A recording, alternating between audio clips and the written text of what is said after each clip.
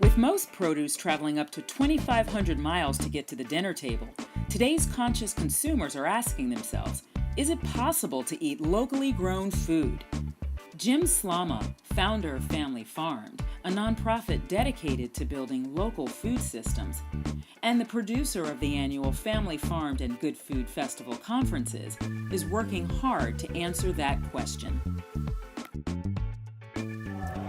I started Family Farmed because I have a passion for sustainable local food. This event's been going on in Chicago really for quite a while. Our goal here is to build local food systems. So we bring farmers and food artisans and nonprofits and other stakeholders in the sustainable and local food movement together in one room and let them do some business. It's a really fun thing. There's a lot of reasons to have a local food system. First of all, it's environmentally responsible. Number two, high quality food grown in ways that matches your values. To be able to match those values with who you are as a person, looking at that farmer or that artisan food producer in the eye, knowing the way that they produce it is a great thing. Creates jobs, economic development, builds a regional economy. Now we've got thousands of people coming to connect with each other and do more business and have fun and learn about preserving food, or learning about expanding your vegetarianism, or learning how to consume meat more consciously. Over here we've got chefs. Some of the leading chefs in Chicago are doing cooking demos, and two chefs paired with a farmer. They tell their stories, prepare food, share it with the people in the audience. I'm here because we support local farms as much as we can. We like to go to all the farms that we use the products from and make sure that the vegetables are being raised properly, just sort of learn where our food comes from. I think it's really important to use local produce. One, it tastes better. It came from maybe 2 hours away at the most. Two, you're supporting the local economy and people in your local community. And also, it's just better for the environment, not having things shipped all the way across the country. I think the biggest advantage by sourcing local at the restaurant is that we've actually seen where the vegetables are grown, and we can actually talk to farmers and have them plant certain vegetables for us. We can have them raise certain animals for us, so you have a lot of control over the products that you're serving.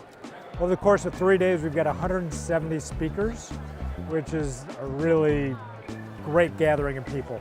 Wide variety of topics. We had a financing conference where we had 20 farms and food businesses looking for capital.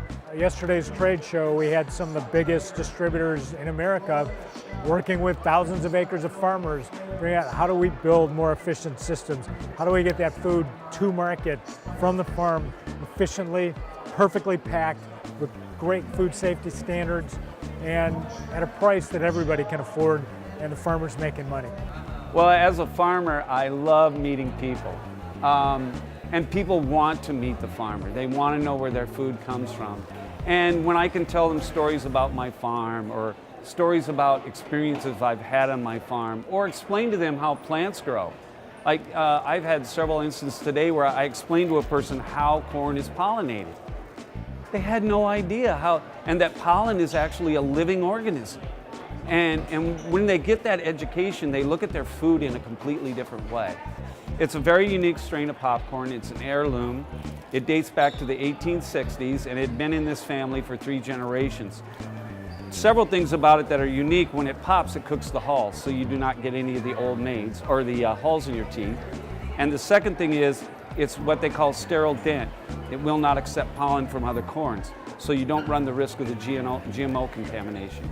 And then your smaller popcorns have way better flavor. They've bred popcorn to be larger, to fill the box, but the taste is not there. So it's about taste, it's about quality, and it's about preserving an heirloom seed. It's getting more and more difficult for farmer plant breeders or small companies to get plant material to breed corn. And now Monsanto just purchased probably the largest vegetable seed producer in California, and they now control about 60% of all the vegetable seed. The whole art of seed breeding now has been concentrated down into big companies, and if you look at it, it's very scary. If you control the seed, you control the food. The consumer has more power than he understands, and how you buy your food and what you do is directly going to be related to helping the farmers, helping the environment, cleaning up the water, and making a change the way our local food policy works.